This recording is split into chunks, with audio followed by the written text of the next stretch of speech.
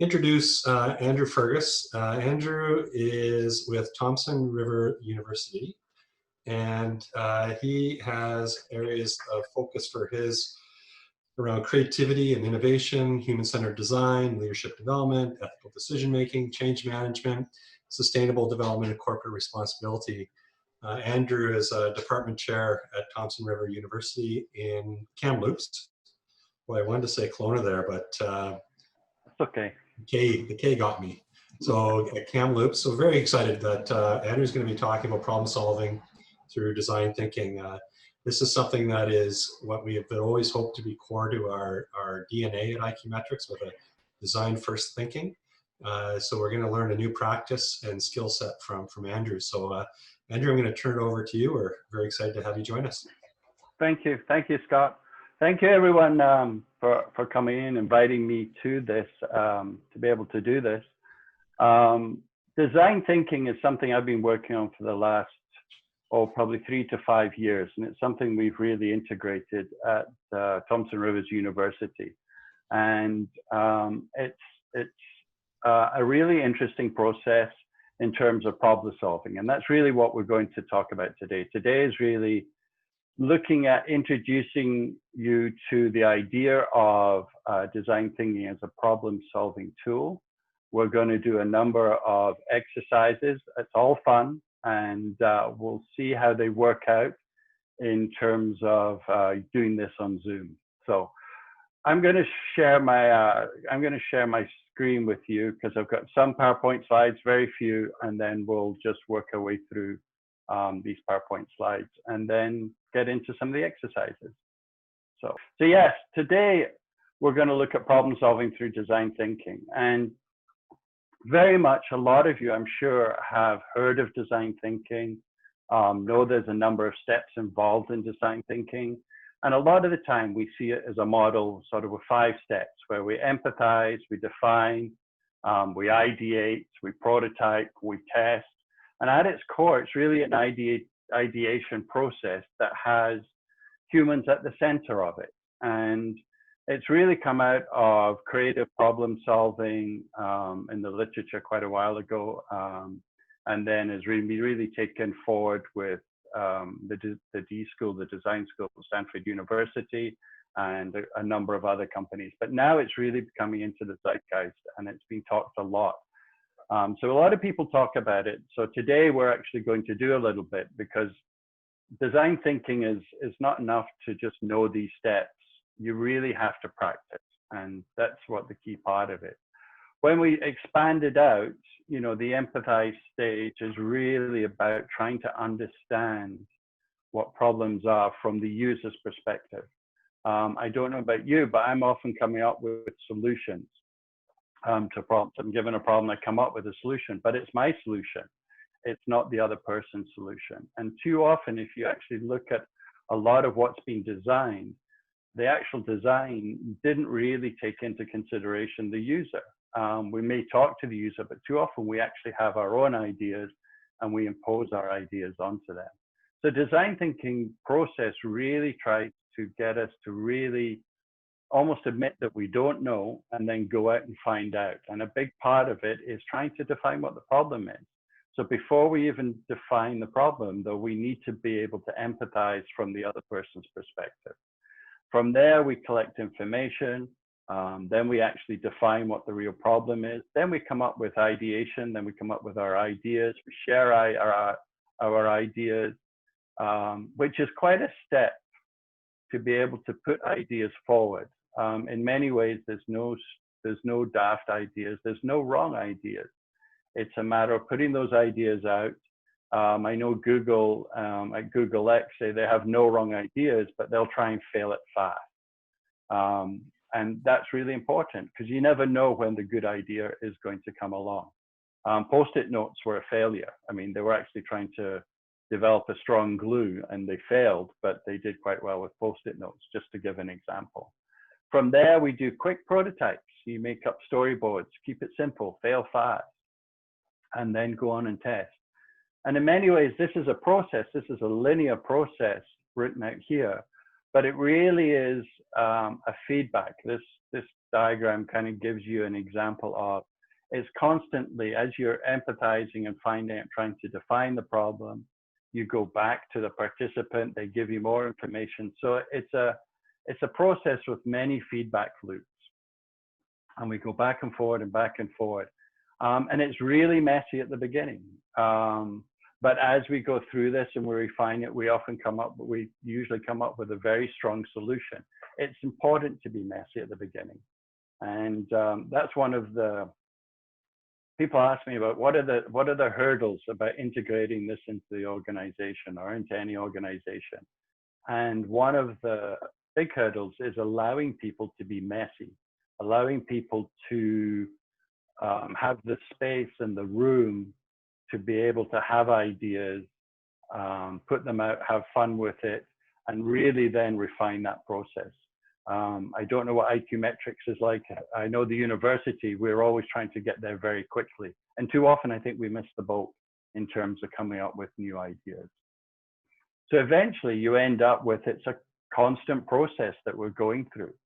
And, you know, we empathize, we test, we define, we ideate, and we're constantly working on these. And as I'm working through problems, even I teach this, and even sometimes I find it hard to introduce the concept, and it takes a little bit of practice and feeling confident in your own abilities to be able to introduce this. But as you practice this, the real value comes when this becomes a mindset. We move away from it being a process where we have these 5 stages to just, this is our mindset integrated into everything we do. And the way to get there is to practice. What I would like to do, we're going to try and do this on Zoom, but I think what I would like to do is everyone should grab a pen and either a piece of paper, I think there's a blank piece in your workshop.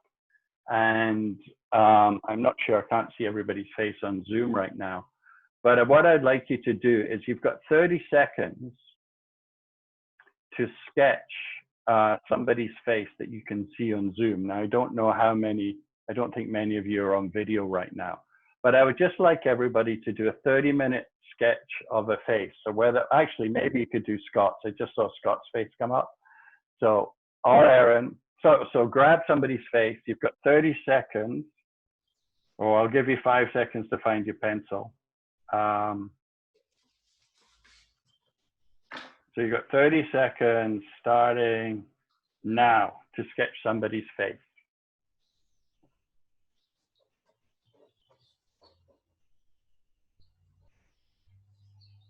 Waiting, where are you going?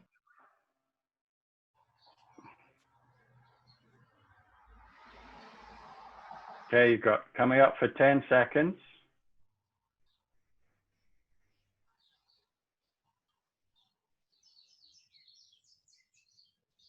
All right, okay, pens down. Now, let's see if this works. I want everybody to put up their, can you put up your sketches to the screen, please? We can see some of these. I'm just gonna, can I get out of this? Nice. So I'm not hearing everyone, but I can definitely see some laughter going on, and there's definitely some faces going on. I think if you were face to face, there'd be some apologies going on. I'm not sure who, I'm not going to pick out any names here, but there's some here that might be Scott, that might not be Scott, I'm not sure. But in the real world, what tends to happen with grown-ups is we sketch a face. First, we're nervous about it because when was the last time you sketched? There may be 1 or 2 artists with you, but we're nervous about it. And we're nervous because we feel like we're going to be judged. And in many ways, we then don't put our best foot forward because we're constantly worrying about what are other people going to think.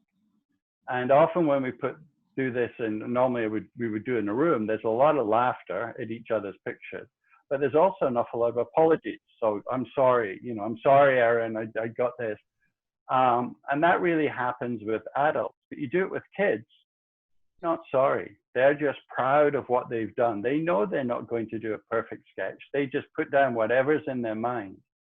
And they just get it down on a piece of paper, and then they're proud of what they've done. They know it can be better, but that mindset is something that we've lost within the workplace. A lot of our behavior, I think, is impacted about feeling judged about what we want to do, or judged about our ideas when we put them forward. And so in many ways, we restrict what we're putting forward. We're going, oh, I wonder if someone will think this is a daft idea, or I wonder if what are people going to think about my idea? And we don't put these things forward. So this mindset is really important. This idea of calling it a child's mindset. I have a 6-year-old and an 8-year-old boy right now. They were banging around upstairs, and it's really interesting to see how their approach to problem solving is they don't worry what other people are going to think. They go and have a go at something. If it doesn't work, they learn from it. And that mindset is really, really important with the design thinking, especially at the beginning. We don't know, so we'll have a go. Let's find out what the problem is. So for the next stage, let's go to the next slide. I'm going to give you a task, and we're going to put you into breakout rooms, just 2 people in each breakout room. So I don't know how many people are left. We're going to put you into breakout rooms with 2 people. I'm going to pop in and out of a number of them, as many as I can. But it's going to take about 50, 55 minutes. We'll give you a warning, and you'll see in your workbook, there's actual stages to fill out. And your task is to design a lunch, to redesign the lunch experience. I don't know about you, but our university is closed. We're all working from home, and I can see everybody's getting used to doing the Zoom thing.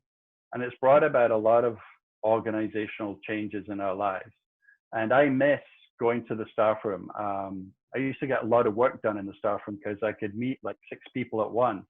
And within 10 minutes, I could deal with a lot of small issues. And now it takes an awful lot of emails to do that for me. And I've never written so many emails in my life. So what we want you to do is Erin's going to put you into breakout rooms. Your task is to follow through the workbook, and you'll see the steps there. So follow the instructions. And your task is to redesign the lunch experience for your work colleagues. So you're going to be in pairs, and each of you are going to design the lunch experience for each colleague. And at the end of that, we'll come back and we'll see what everybody has designed. Awesome. Well, let's just, thank you, everyone. I didn't get round to everyone. I was time traveling between many different groups, as many groups as I could get to. So I really appreciated everybody who let me drop in on the group and on in the conversation, because there was no knocking when I came into the room. And it sounds like everybody was really wrestling with it. I mean, some of the things I think that came out of this is, well, one, how complex lunch can actually be when you actually start delving in and asking people questions and trying to see it from another perspective. And, you know, a simple thing like lunch is actually quite complicated when you have lots of different people with lots of different ideas, lots of different wishes, lots of different desires. And, you know, I think some of that, I know a couple of groups that were uncovering that and having a look at that. So I don't know if we can. I think we've got a little bit of time. I've got one more slide I want to finish with, but I was wondering if some people wanted to throw out some of their ideas. I know some people are already talking about gamifying lunch IQ metrics. So that was one idea that came up. So if we could hear like some of the solutions or some of the ideas that some of the groups that came up with, that would be great. I think Erin will keep us on track with time. So I need about 2 minutes right at the very end, Erin. So if some people can throw their ideas in, that would be great. So my idea requires one of the hackathon teams to change the app they built to allow for larger lunches. So I don't know, Andrew, can you guys make a lunchtime app now on Slack? Possibly. I think I see what you're getting at. Sean, when you say larger lunches, do you mean more food? I'll explain. I'll give some context, and Andrew, correct me if I'm wrong. I only caught about half of your hackathon presentation, but basically through Slack, you can put yourself in coffee time, and it'll automatically pair you up with somebody else that's looking for coffee. Is that right, Andrew? Yeah, that's the gist of it. You set your status, somebody else has their status set to that, it'll pair you up and say, hey, strike up a conversation. Try to simulate those bumping into somebody else in the break room and having a random conversation, which we've kind of lost a little bit through these perilous times.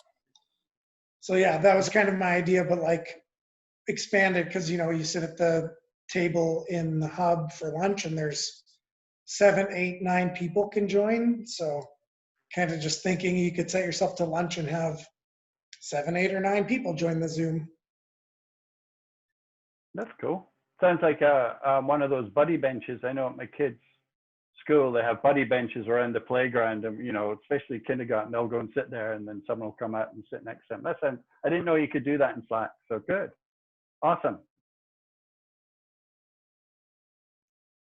Other ideas? Yeah, I'll go.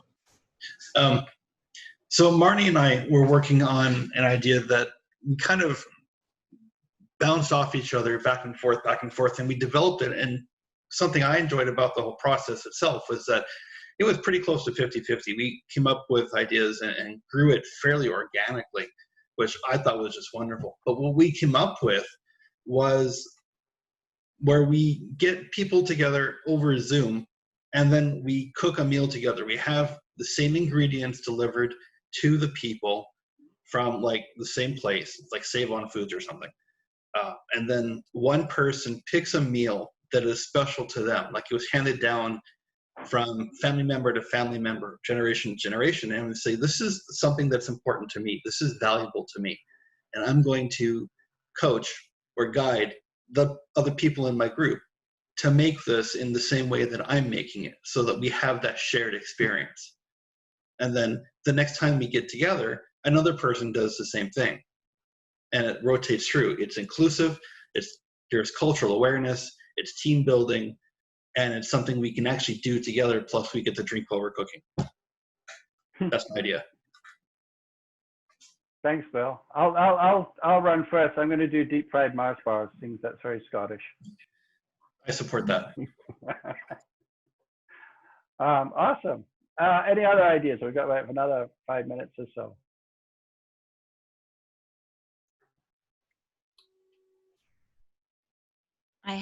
We came up with Ready integrates with Bumble and basically blind dates you with IQers who live close by to a restaurant near you. So you can pick the number of IQers. It's based off of like how many are in like a same kind of geolocation. You say, I want lunch with like 5 people or 3 people. It goes and pings the other people they would accept. And then it pops you over to Ready, where you like order your food and reserve your table. Then you go show up at the restaurant and find out who you're having lunch with. Awesome. Andrew and I are both happy with the current state of our lunch. So when we were talking about it, like we both tend to eat at our desk. We both tend to eat when there's time. So we didn't necessarily see anything wrong with the current state. But if we were to improve upon the current state, there would be including a social aspect of it, where Andrew wanted to do more of a lunch and learn or professional development during lunch. I was thinking, if there was a way to incorporate more trivia or more things like board games, it would enhance that experience of lunch. Good. I think we've got time for one more, and then I'll do a wrap up. It sounds like lunch at IQ Metrics is going to IQers. That's I have to get into the lingo. I need IQ Metrics lingo. So I've heard IQers. So that's one I'm going to pick up on. So. Yeah, I don't mind sharing. Yeah. Yeah, so we actually had a very different situation where my partner and I are actually looking for more ways to disconnect during lunch. So just trying to get away from all the constant Slack notifications coming our way, so we can actually take a break and recollect for a little bit. So something that was suggested for me was having like some sort of integrated app, like if this then that, to say automatically change my Slack status and notification settings whenever I have my like regularly scheduled lunch. And then also possibly some structural things like just changing expectations on response times for different mediums. Like if you're getting an email, chances are it's not going to be responded to right away. So just having those expectations kind of set within the team so that people know can really help. Awesome. I think, James, were you with Jessica? I was with Valdo. Okay, because I think Jessica and And it was me as well, Andrew. Paul. Paul, you guys were talking about almost gamifying something similar, weren't you? Yeah, so the idea was similarly, like we both have kids and we notice that we just run from meeting to meeting, and inevitably you try and scramble to make lunch and you bring it into a meeting, you turn off the camera and tell people you're eating. So you can see that there could be a large benefit from just having like some time blocked off for lunch. And actually what we both did on that, and I'll touch on the gamifying, but what we both did is actually blocked off our calendar. So during this, we implemented that solution. And we're going to check in back with each other to also see that we actually were able to have a nice lunch with our families and decompress during that time. Something that Jessica brought up is this could have additional benefits beyond work, so that you might actually have more energy after work as well. So, your work-life balance could improve a fair bit. The gamification was just, seeing if you've actually done this or not. So, I could see it some system where you could be getting points for actually having that lunch that whatever your desired lunch experience was, and then seeing how well each and other are doing, and helping each other improve their overall experience, whether that be to connect or to disconnect. Thanks, Paul. Well, well done, everyone. I'm sorry I couldn't get to all your rooms. There was only so much hopping around. I can't remember how many, but it's a great way to meet everybody as well. Sort of pop from room to room. I'd just like to sort of share one slide, and I'll see if we can do this again without making a mess of it. I think we want this one. And so hopefully I'm sharing right now. Oh, I don't want it. So we'd work through all of this. And this is the child's. So really, this is our lunch. So at the end, what I thought was really interesting was how everybody sort of started to unpack lunch. They started to, no pun intended, sorry. How everybody started digging out the complexity of things and recognizing that too often that maybe we think up we ask somebody a problem, they give us a problem, we come up with a solution, and then we spend all this time persuading them that the solution that you came up with, your initial solution, which is based on some fairly superficial usually, is the right one. And we get more defensive about it the longer it goes. And one of the big benefits of making design thinking mindset or a design thinking practice is that we put the ideas out there fast, and we put them out fast and furious, and we don't get too attached to them. I always think it weird from a faculty perspective, from a university. We do research, we write a paper, it can take 2 years. And by the end of that, you do not want anyone to give you any critique at all on that.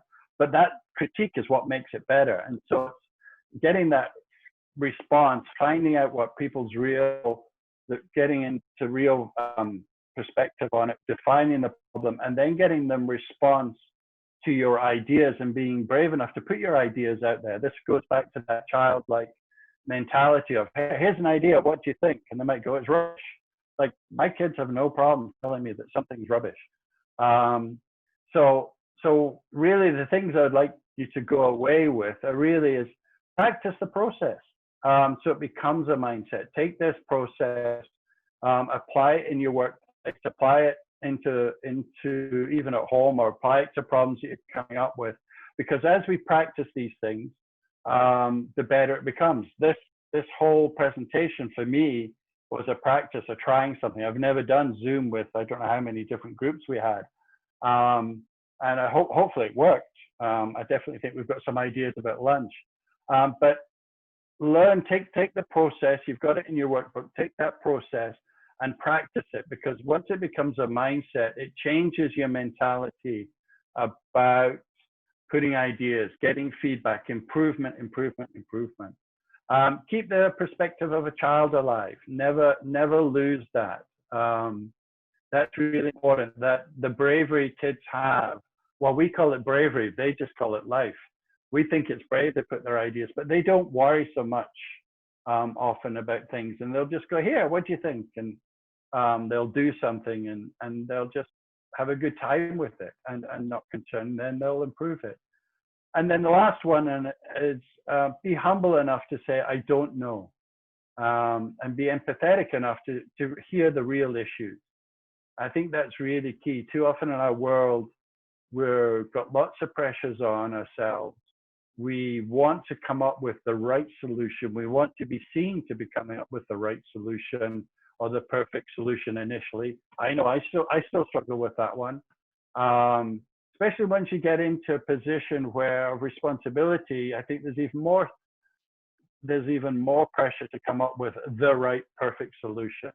But I think if you do that, you can see the graph on the right, you're really looking for that sweet spot between desirability, feasibility, and viability.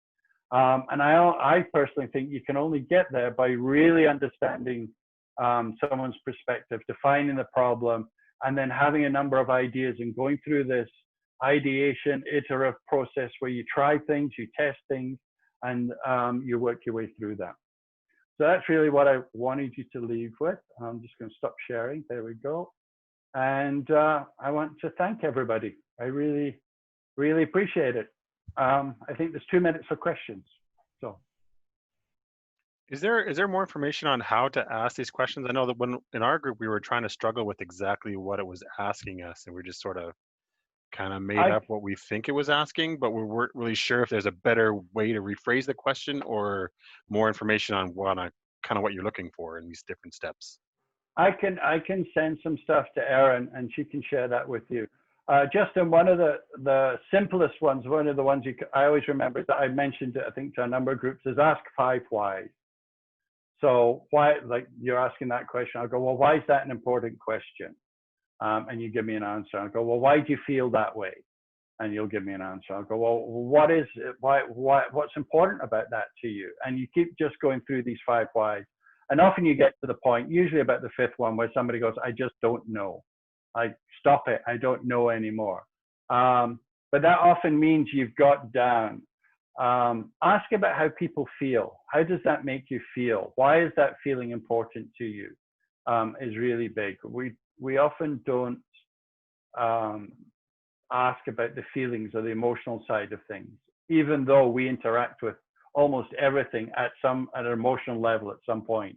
Even the design of objects. Why is art?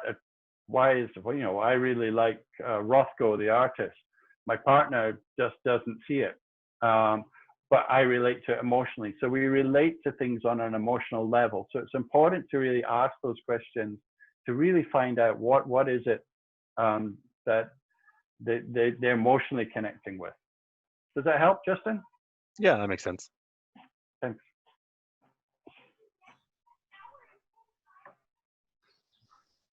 Well, I think we've hit our time limit.